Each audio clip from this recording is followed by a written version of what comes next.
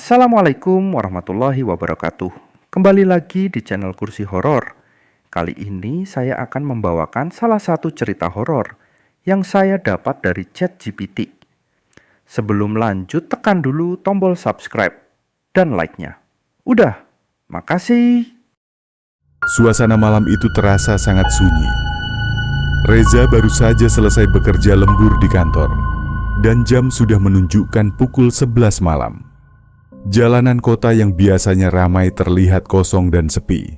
Hanya ada suara desiran angin dan gelegar jangkrik yang terdengar dari kejauhan. Reza merasa lelah, tubuhnya sangat penat setelah seharian bekerja.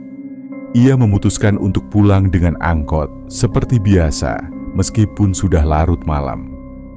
Di halte yang sudah lama tidak terurus itu, hanya ada dirinya seorang. Beberapa kendaraan lewat, tapi angkot yang ia tunggu belum datang juga.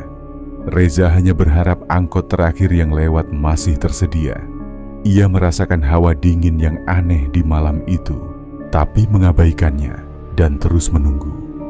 Tak lama kemudian, sebuah angkot tua muncul di ujung jalan dengan lampu depan yang tampak sangat redup. Angkot itu berhenti tepat di depannya dan pintu belakangnya terbuka dengan perlahan. Tanpa berpikir panjang, Reza langsung naik ke dalam angkot. Di dalam angkot hanya ada dirinya sendiri. Supir angkot itu adalah seorang pria tua yang wajahnya tampak lelah, tidak banyak bicara.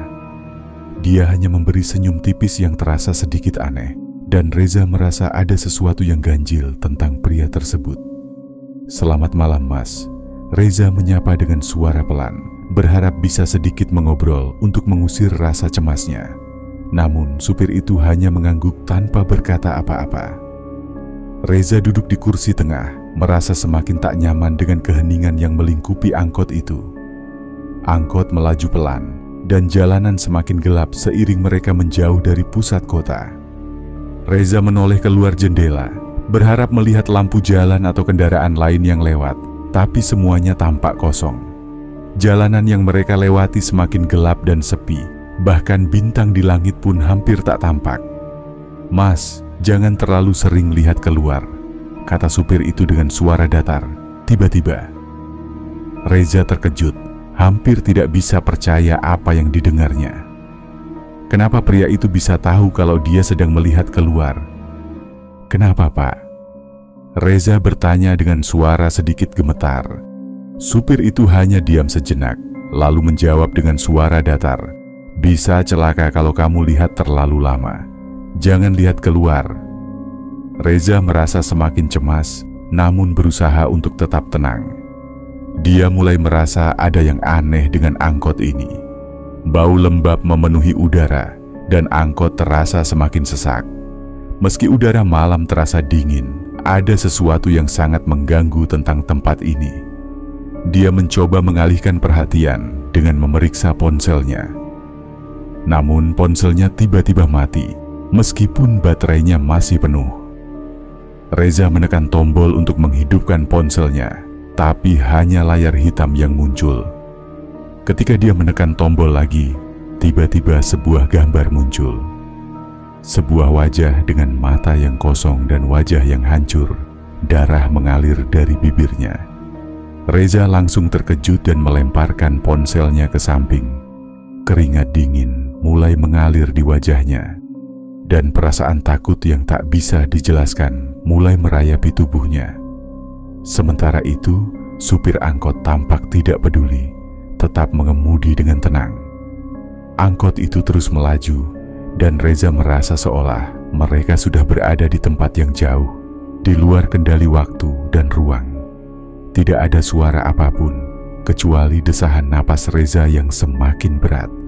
Jalanan yang mereka lewati semakin gelap dan tampak semakin sunyi. Kemudian, tiba-tiba angkot berhenti di sebuah tikungan yang sangat gelap, tempat yang tidak pernah Reza lihat sebelumnya.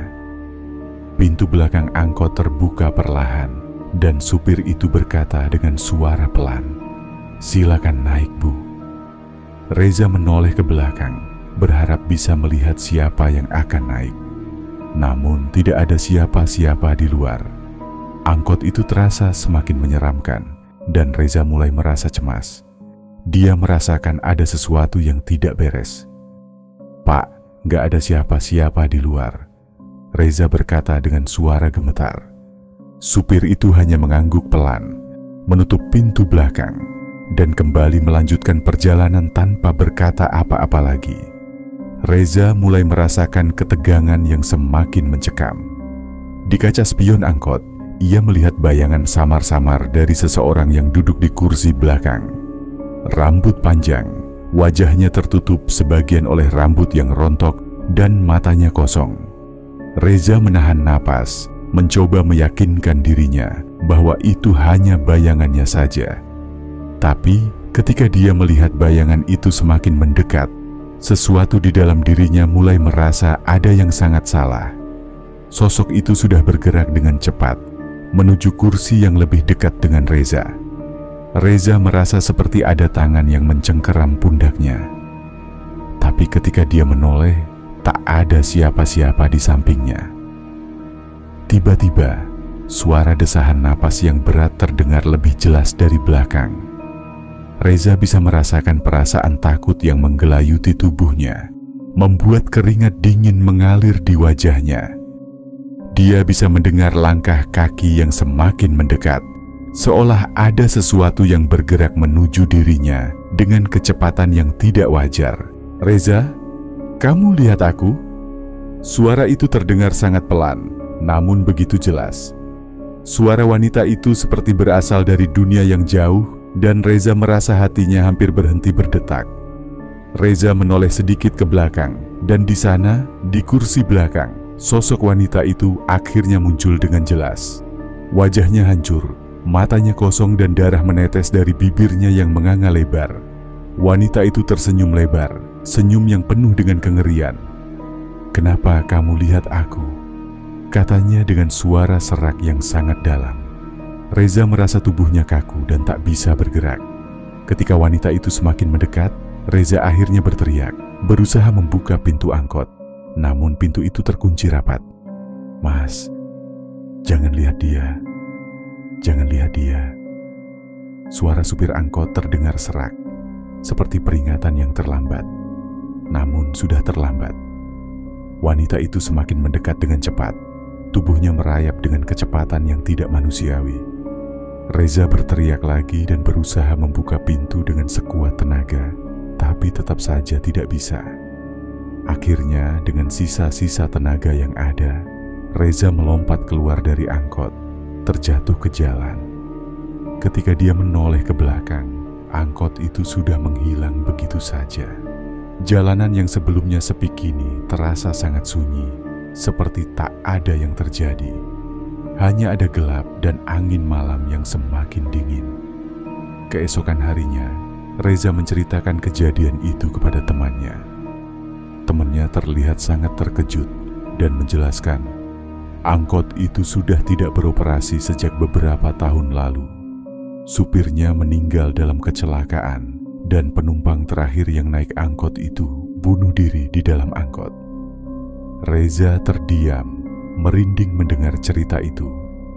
Ketika ia pulang ke rumah, ia menemukan sebuah tiket angkot di tangannya. Tiket itu tercetak dengan darah di bagian ujungnya, dan Reza tidak tahu bagaimana tiket itu bisa ada di tangannya.